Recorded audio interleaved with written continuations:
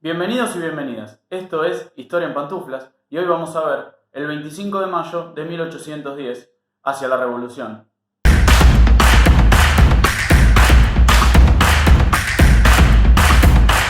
Todos los 25 de mayo se celebra en Argentina la formación del primer gobierno patrio. Pero, ¿qué significa esto?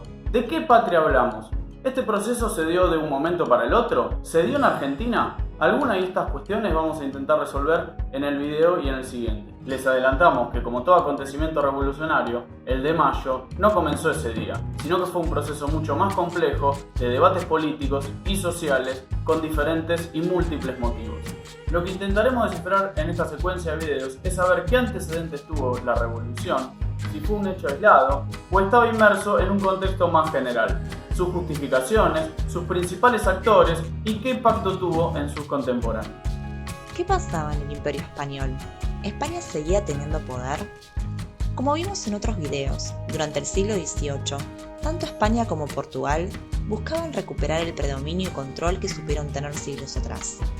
Las reformas borbónicas, si no viste el video lo dejamos por acá arriba, buscaron aumentar la eficiencia económica imperial atenuando el aumento de la autonomía colonial. Sin embargo, y a pesar de algunos avances, las mismas motorizaron rebeliones y levantamientos, así como también descontentos de los sectores criollos que se vieron desplazados de la cúpula política colonial. La disputa por la hegemonía imperial europea durante el siglo XVIII y algunos procesos determinantes, como la Revolución de las 13 Colonias, lo que luego serían los Estados Unidos de América, y la Revolución Francesa, minaron las últimas décadas del siglo XVIII y las primeras del siglo XIX de guerra intraeuropeas. La batalla de Trafalgar en 1805, donde el Imperio Británico venció a toda la flota franco-española, terminó de definir el control de la corona británica sobre los mares. A raíz de esta derrota, Francia impuso un bloqueo marítimo a Inglaterra. En un contexto en el que el Imperio Británico había perdido sus colonias en Norteamérica y en pleno auge de la Revolución Industrial, parecía necesario buscar nuevas alternativas. Fue en este contexto en el que se produjeron las dos invasiones inglesas de 1806 y 1807 sobre Buenos Aires y Montevideo. Si bien la primera no fue algo premeditado, marcaba a las claras las intenciones británicas de ejercer un control directo sobre un territorio con el cual ya tenía conexiones, principalmente desde el comercio ilegal. La fragilidad del Imperio Español para defender a la cuenca del Río del Plata generó en la población local una sensación de abandono. Esto motorizó la determinación porteña para tomar decisiones de manera más autónoma, inclusive robustecer el sistema militar local para poder defender el virreinato del Río de la Plata. Con esto, la relación entre la metrópolis y sus colonias se iba deteriorando, pero esto no significaba ni independencia ni mucho menos.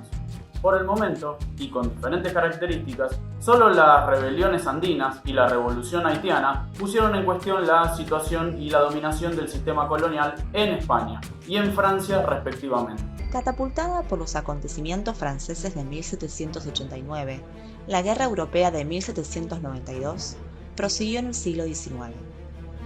El 27 de octubre de 1807, con el objetivo de avanzar sobre Inglaterra y su aliada Portugal, la Francia napoleónica y España firmaron el Tratado de Fontainebleau, que permitía al primero cruzar con sus ejércitos por España. Pero en febrero del siguiente año, el ejército francés permanecía en territorio ibérico. Esta situación, sumada a conflictos internos, produce que en marzo de 1808 se dé el motín de Aranjuez, encabezado por los fernandistas, con un doble objetivo: repeler a los franceses, destituir a Godoy y que abdicara el rey Carlos IV, dejando la corona al futuro Fernando VII. Es acá cuando Napoleón decide intervenir en el conflicto real con sus ejércitos, produciéndose lo que se denominó como las abdicaciones de Bayona, refiriéndose a las renuncias sucesivas de los reyes Carlos IV y su hijo Fernando VII al trono de España, a favor de Napoleón Bonaparte y finalmente de este a su hermano José Bonaparte. Así, la Francia napoleónica tomaba posesión de una zona de España.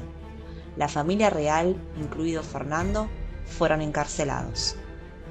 Luego de los sucesos de Bayona, en la sociedad española se gestó un movimiento que tenía como disparador el siguiente interrogante: si Fernando no está, ¿quién tiene el poder de gobernar? Estos interrogantes se debatían entre dos formas de pensar a la soberanía. Una de ellas, conocida como la teoría descendente del poder, sostenía que el poder provenía de Dios, quien se le otorgaba al rey para ejercer su voluntad en la tierra.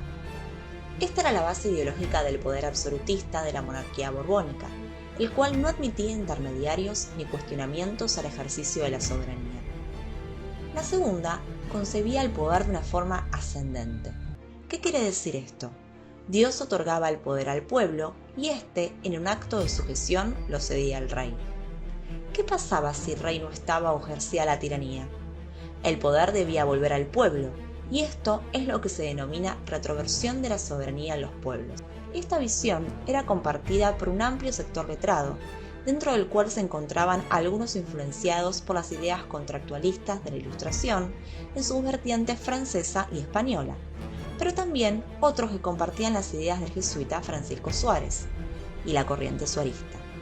Sus ideas fueron impartidas en las universidades españolas y americanas, sobre todo en las que controlaba la Compañía de Jesús, hasta su expulsión en 1767. Las ideas que compartían la concepción ascendente del poder permitieron sostener desde una base ideológica las juntas, que comenzaron a gobernar en nombre del rey. En este momento comienza la Guerra de Independencia Española, entre 1808 y 1813-14. Este contexto envalentonaría un sentimiento de patriotismo español que inclusive cruzaría el Atlántico hacia las colonias hispanoamericanas. La situación excepcional de la ausencia del rey luego de los sucesos de Bayona y la pregunta de qué hacer ahora fueron adjudicadas por las ciudades con la formación de juntas provisionales de gobierno. Estas juntas se adjudicaron la soberanía, es decir, la capacidad de gobernar en nombre de Fernando VII hasta su regreso. De todas maneras, pronto las juntas decidieron formar una junta central en Sevilla, que asumió, bajo los principios de la retroversión de la soberanía, atribuciones reales en todo el imperio. Por eso mismo, podía ratificar como reemplazar a los funcionarios virreinales en su cargo. Por ejemplo, para el virreinato del Río de la Plata, decidió nombrar como autoridad máxima a Baltasar Hidalgo de Cisneros, un general de la Armada con destacada experiencia en batallas como Trafalgar. Esto da cuenta del contexto bélico que tenía que enfrentar la Junta de Sevilla.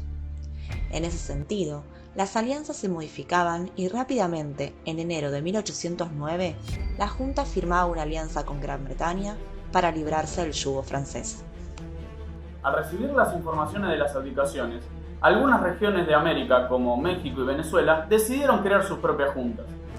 Pero rápidamente, y con la nueva información de la creación de la Junta Central de Sevilla, estas decidieron disolverse. Pero en el Río de la Plata, las noticias de las abdicaciones y la Junta de Sevilla llegaron al mismo tiempo, debido a las enormes distancias que los separaban. Por ello, no podemos sacar conjeturas de qué hubiese pasado aquí con esa información. Lo que sí sabemos es que la destitución del virrey Liniers, cuestionado en algún punto por su origen francés y por sus conflictos con el cabildo, tenía como objetivo controlar los intentos autonomistas en la región. Dentro del virreinato del Río de la Plata, en la región del Alto Perú, se intentó una revolución y la ciudad de Chuquisaca y La Paz buscaron formar su propia junta desafiando a la nueva autoridad virreinal de Cisneros y desconociendo la autoridad de la Junta Central en Sevilla. Sin embargo, acatando la autoridad de la Junta Central, los virreyes del Virreinato del Perú y del Río de la Plata reprimieron brutalmente estos movimientos. Esta situación duró relativamente poco. Desde mediados de 1809, el avance napoleónico en España parecía imparable, haciendo peligrar la zona donde se encontraba la Junta Central. Por este motivo, la misma se tuvo que trasladar a la isla de León para luego disolverse y crear apresuradamente un Consejo de Regencia, con una legitimidad cuestionable. Este tenía como objetivo, a su vez, llamar a la reunión de Cortes para deliberar la sanción de una constitución. ¿Qué relación tienen estos hechos con los acontecimientos del 25 de mayo de 1810? En el próximo video veremos cómo esta información impactó en los acontecimientos revolucionarios del Río de la Plata y en particular de Buenos Aires. Con esto entendemos que para comprender los acontecimientos del 25 de mayo es necesario, en primer lugar, analizar la situación española. Es decir, las diferentes salidas que se buscaron para cubrir la vacancia del poder real como uno de los factores fundamentales para poder comprender la crisis del orden colonial. Tras conocerse en Buenos Aires las noticias de la caída de la Junta Central de Sevilla y por ende la conformación del Consejo de Regencia, los acontecimientos en Buenos Aires tomarían un nuevo rumbo. Pero esto lo analizaremos en nuestro próximo video. Chau. Si te gustó el video, suscríbete al canal, comentá, danos me gusta o criticá. Nos vemos la próxima.